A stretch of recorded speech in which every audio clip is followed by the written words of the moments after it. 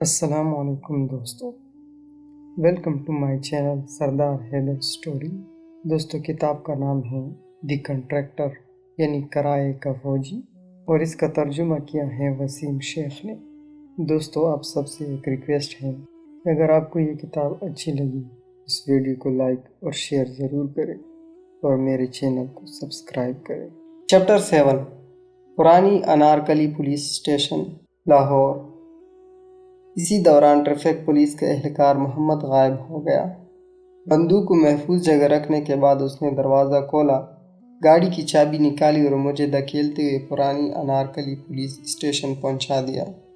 محمد اور رینجرز کے 2 اہلکاروں نے مجھے ایک کمرے میں منتقل کیا اور پھر پولیس افسروں نے پنجابی، اردو اور انگلش کی مکس زبانوں میں مجھ سے سوال پوچھنے شروع کر دیے۔ میرے لیے سب سے اہم بات یہ تھی کہ میں اپنے RSO سے رابطے میں تھا اور وہ جیسا کہہ رہا تھا میں ویسے ہی کر رہا تھا۔ میں نے اپنا بیج نکالا اور انہیں بتایا کہ میں امریکی قونصل خانے تک جانا چاہتا ہوں۔ پولیس افسر کا لہجہ بلند تھا، لیکن اس کمرے کی صورتحال بہرحال اتنی تشویشناک نہیں تھی۔ ایک افیسر نے میرے بیجز کو پڑھا اور مجھ سے پوچھا کہ آپ امریکی ہیں؟ ہاں۔ کیا آپ کا تعلق امریکی سفارت خانے سے ہے؟ میں جانتا تھا کہ یہ مشکل سوال ہے اور میرے لیے اس کا جواب دینا اور بھی مشکل تھا۔ کس لیے کام کرتے ہو؟ کیا سفارت خانے کے لیے؟ قونصل جنرل یہ سفیر نہیں ہوتا۔ کیا یہاں لاہور میں؟ ہاں، میں نے اپنے بیجز کی طرف دیکھتے ہوئے بتایا کہ یہ پرانے بیجز ہیں۔ کیا آپ لاہور میں کام کرتے ہیں؟ ہاں۔ کس حیثیت سے؟ میں نے محسوس کیا کہ میرے لیے یہ بہترین موقع ہے کہ میں انہیں اپنے کام کی نوعیت کے بارے میں بتاؤں۔ سیکورٹی کنٹریکٹر کی حیثیت سے، لیکن میں کسی بھی قسم کی خفیہ کارروائیوں میں ملوث نہیں، میں صرف کنسلٹنٹ ہوں۔ کنسلٹنٹ؟ ہاں۔ اور آپ کا نام کیا ہے؟ Raymond Davis. 2-3 افسروں نے باری باری میرا نام دہرایا۔ باقی افسروں نے نہایت اونچی آواز میں گفتگو کا سلسلہ جاری رکھا۔ کمرے میں کافی شور تھا کیونکہ ایسا لگ رہا تھا کہ کمرہ سڑک پر ہے۔ میں نے ایک گہری سانس لی۔ کیا میں بیٹھ سکتا ہوں؟ جی ضرور، ایک افیسر نے کہا اور پوچھا، پانی لیں گے؟ میں کرسی پر بیٹھ گیا تو اس افیسر نے کہا کہ نل کا پانی پینے سے بچیں، پاکستان آنے والے سیاح بھی یہ نہیں پیتے۔ کیا آپ کے پاس بوتل ہیں؟ بعد میں اس نے مذاق میں کہا کہ پیسے نہیں تو پانی بھی نہیں۔ وہ کنفیوز نظر آ رہا تھا۔ اس کی بات پر چند پولیس والوں نے ایک زور کا کہا لگایا۔ کیا آپ کار میں سے میرا پاسپورٹ ڈھونڈ سکتے ہیں؟ میں نے کہا۔ انہوں نے میرا کام کر دیا اور ان میں سے ایک جب واپس آیا تو اس کے ہاتھ میں میرا پاسپورٹ تھا۔ انہوں نے میرے بیگ میں سے تمام چیزیں نکال کر میز پر رکھ دیے اور مجھے دکھاتے ہوئے ایک ایک کر کے پوچھنے لگے، کیا یہ تمہاری ہیں؟ ہاں۔ کیا یہ تمہاری ہیں؟ ہاں۔ کیا یہ تمہاری ہیں؟ ہاں۔ بار بار ایک ہی سوال پوچھنے کے بعد ایک افیسر نے میرا موبائل فون اٹھایا اور اسے میرے شرٹ کی جیب میں ڈال دیا۔ میرے ساتھ آؤ، ہمیں یہاں سے نکلنا ہے۔ یہ محفوظ جگہ نہیں ہے، تمہیں کسی محفوظ جگہ پہنچانا ہوگا۔ اس افیسر نے ایک کمبل میرے اوپر ڈالا اور مجھے لے کر بلڈنگ سے باہر آ گیا۔ یہ باہر کا علاقہ تھا اور یہاں لوگوں کا ہجوم میرے پیچھے نہیں آ سکتا تھا۔ افیسر نے مجھے گاڑی میں بٹھایا اور پھر گاڑی سڑک پر دوڑنے لگی۔ مجھے یقین تھا کہ یہ مجھے فوجی علاقے کی طرف لے جا رہے ہیں جو ایئرپورٹ کے نزدیک تھا۔ یہاں RSO کو مجھے ڈھونڈنے میں مزید مشکل ہوگی۔ کمبل سامنے کرتے ہوئے میں نے اپنا سیل فون شرٹ کی جیب سے نکالا اور آخری شخص جس سے میں نے بات کی تھی اسے ٹیکسٹ میسج بھیجا کہ مجھے کینٹ لے جا رہے ہیں۔ RSO کو بتائیں۔ یہ شخص ہماری ٹیم کا ممبر تھا اور ہم اسے گوز کہتے تھے۔ میرا شک ٹھیک تھا۔ جیسے ہی گاڑی رکی میرے سر سے کمبل ہٹا دیا گیا۔ میں نے دیکھا کہ فوجی کیمپ میں ہوں۔ میں ٹھیک جگہ پر تھا، میں نے سوچا، لیکن اگر میں امریکی فوجی بیس کیمپ میں ہوتا تو مطمئن ہوتا، لیکن یہ پاکستان کا فوجی کیمپ تھا، اس لیے فکر مندی کا احساس ہوا۔ پاکستان کے بارے میں جانتا تھا کہ اگرچہ یہاں پارلیمانی نظام حکومت ہیں، صدر ملک کا آئینی طور پر سربراہ اور وزیر اعظم حکومتی سربراہ ہیں، لیکن اس کے باوجود اصل طاقت فوج کے پاس ہے۔ فوجی کیمپ خوبصورت لان اور پرشکوہ بلڈنگ کی بدولت مجھے ایک آئیڈیل جگہ لگ رہی تھی۔ اس سے پہلے کہ میں کچھ اور سوچتا، مجھے 2 گارڈز کی نگرانی میں اندر لے جایا گیا۔ اندر چند افیسر میرا انتظار کر رہے تھے۔ ان میں ایک انتہائی نوجوان افیسر جو شاید لیفٹیننٹ تھا، کمرے کے کونے میں موجود ایک بیڈ پر بیٹھا تھا۔ ایک دوسرا افیسر اس کے پیچھے بیٹھا تھا۔ مجھے ان کے سامنے ایک کرسی پر بیٹھنے کو کہا گیا۔ میرے پیچھے آنے والے گارڈ نے میرا بیگ پیچھے کرسی پر رکھ دیا۔ اس نے میری جیب سے سیل فون نکالا اور اسے بھی سامنے میز پر رکھ دیا۔ میز کی دوسری طرف بیٹھے افیسر نے ایک ہمدردانہ سی مسکراہٹ پاس کی۔ آپ کا آج کا دن مشکل دن تھا۔ وہ دونوں آدمی بہت برے تھے۔ ہم سمجھ سکتے ہیں کہ آپ نے اپنے آپ کو بچانے کے لیے یہ قدم اٹھایا۔ ان کے پاس ہتھیار اور بارود تھا۔ انہوں نے آپ کی تصدیق کی، ایک افیسر نے کہا۔ اب کچھ انتظامات کی ضرورت ہے، دوسرا بولا۔ آپ بہت اچھے شوٹر ہیں اور بہت تربیت یافتہ بھی ہیں۔ آپ کتنی بار گولیاں مارتے ہیں؟ سال میں 1 مرتبہ۔ انہوں نے مجھے مشکوک نظروں سے دیکھا۔ شاید انہیں میری بات سمجھ نہیں آئی تھی۔ ٹریننگ کے دوران 1 دفعہ گولیاں چلاتے ہیں۔ میں نے تمہاری گولیوں کے نشان دیکھے ہیں۔ تم بہت اچھے شوٹر ہو۔ کیا ہم تمہیں اپنی پولیس کو ٹریننگ کو دینے کے لیے استعمال کر سکتے ہیں؟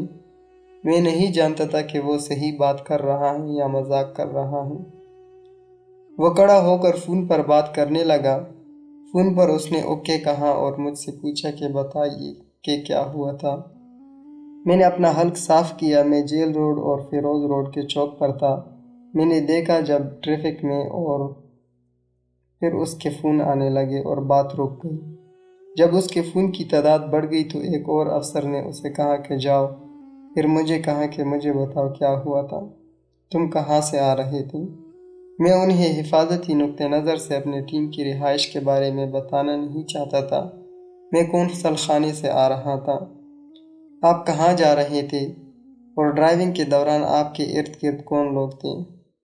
میں پرانی لاہور میں کوکوز نیسٹ ریسٹورنٹ جا رہا تھا۔ میں نے کسی کتاب میں پڑھا ہے کہ وہاں کا کھانا اچھا ہے۔ اس اثناء میں بیڈ پر بیٹھا نوجوان لیفٹیننٹ اٹھ کھڑا ہوا اور اس نے میرے ارد گرد چکر لگانے شروع کر دیے۔ کوکوز نیسٹ کے بارے میں آپ اور کیا جانتے ہیں؟ اس نے پوچھا۔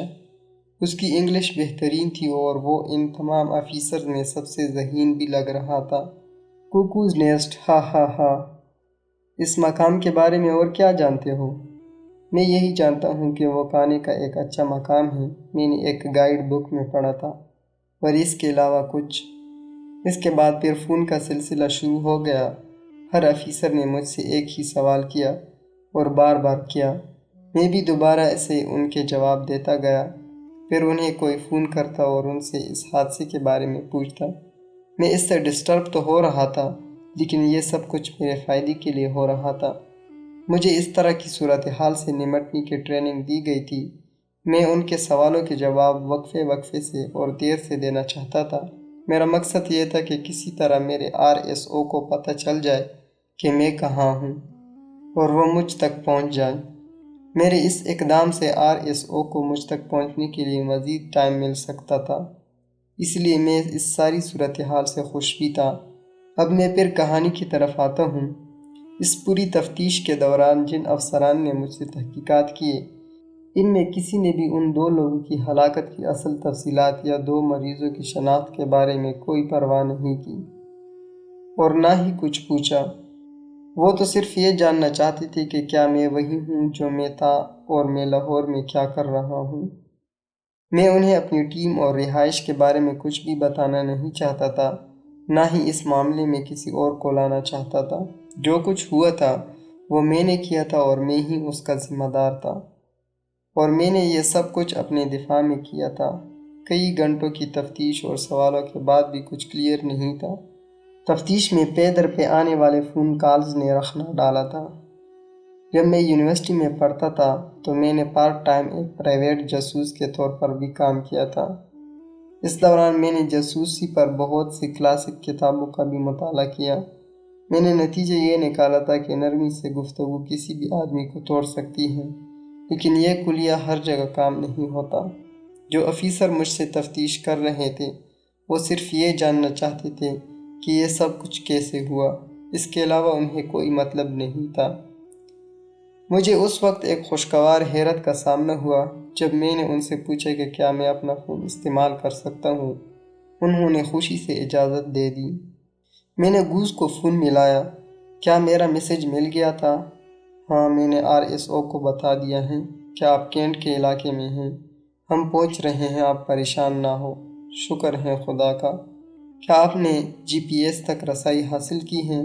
میں نے اپنے کندھوں پر اپنے بیگ کو دیکھا جو میرے پیچھے کرسی پر رکھا تھا۔ اس GPS کے ڈیٹا کو ڈیلیٹ کرنا ضروری تھا، کیونکہ اس میں وہ معلومات بھی تھی کہ ہم نے 3 دن بعد ان راستوں سے کسے لے کر جانا ہے۔ اگر یہ افسران ان معلومات کو حاصل کر لیتے تو اسے میرا مشن سمجھتے۔ اس کے علاوہ GPS میں بہت سی چھوٹی چھوٹی معلومات بھی شامل تھی، جیسے کہ قونصل خانے کے بارے میں۔ پھر پاکستان کی خفیہ ایجنسی ISI GPS کو مانیٹر کرتی ہوگی۔ میں نہیں چاہتا تھا کہ کسی طرح کی معلومات ISI کے پاس جائیں۔ گوز نے مجھے یہ کہا تھا کہ GPS سے تمام معلومات ڈیلیٹ کر دو۔ میں نے افسر سے پوچھا کہ کیا میں اپنے بیگ سے رکھا ہوا ایک ڈبہ نکال سکتا ہوں۔ اس نے بے یقینی کے عالم میں میری طرف دیکھا۔ میں نے اسے بتایا کہ اس میں چبانے والا تمباکو ہے۔ وہ ابھی بھی نہیں سمجھ پایا تھا۔ میں نے وضاحت کرتے ہوئے کہا کہ یہ نسوار ہیں۔ اس نے مجھے اجازت دے دی۔ نسوار ایک طرح کا نشہ ہے جو تمباکو کی جگہ پختون صوبے کے پٹھان استعمال کرتے ہیں۔ غیر ملکیوں کے لیے اس میں کافی کشش پائی جاتی ہیں۔ میں اپنی بیگ کی طرف گیا، ان سب کی نظریں مجھ پر تھی۔ مجھے ان سب کو دھوکہ دینا تھا اور اپنا کام بھی کرنا تھا۔ میں نے جھک کر بیگ میں ہاتھ ڈال اور اپنے جسم کو اس پوزیشن میں کر لیا کہ اسے نظر نہ آئے کہ میں کیا کر رہا ہوں۔ میں بظاہر یہ دکھا رہا تھا کہ میں کچھ تلاش کر رہا ہوں۔ میں نے بیگ کھول کر ادھر ادھر ہاتھ مارتے ہوئے GPS کو تلاش کرنا شروع کیا۔ گوز کی ہدایت کے مطابق GPS سے تمام ڈیٹا ڈیلیٹ کرنے کے لیے پہلے اسے آن کرنا ضروری تھا، تبھی ڈیٹا ڈیلیٹ ہو سکتا تھا۔ میں نے اپنی کمر ان کی طرف کر کے GPS آن کیا، اور جب اسکرین پر یہ لکھا ہوا نمودار ہوا کہ کیا آپ اپنا ڈیٹا ڈیلیٹ کرنا چاہتے ہیں، تو میں نے فوری طور پر پریس کا بٹن دبا دیا۔ اس اثناء میں وہی نوجوان لیفٹیننٹ میرے پاس آیا اور GPS مجھ سے چھین کر دوسرے افسروں کو دکھانے لگا۔ انہیں سمجھ آ گئی تھی کہ میں نے کیا کیا ہے۔ تمام کمرے میں شور مچ گیا۔ اچانک ایک افسر کمرے میں داخل ہوا، جسے دیکھ کر سب ایسے الرٹ ہو گئے جیسے بچے کلاس روم میں ٹیچر کے آنے سے ہو جاتے ہیں۔ نیا آنے والا افیسر میز کے دوسری طرف میرے سامنے آ کر بیٹھ گیا اور سگریٹ کا دھواں چھوڑتے ہوئے فون پر کسی سے بات کرنے لگا۔ اس افیسر کے آنے کے بعد کمرے کا ماحول بدل گیا تھا۔ مجھے معلوم ہو گیا تھا کہ وہ کون ہے اور کون سی تنظیم سے اس کا تعلق ہے۔ ISI کی اس کیس میں دلچسپی کا مطلب تھا کہ کیس پیچیدہ ہو گیا ہے۔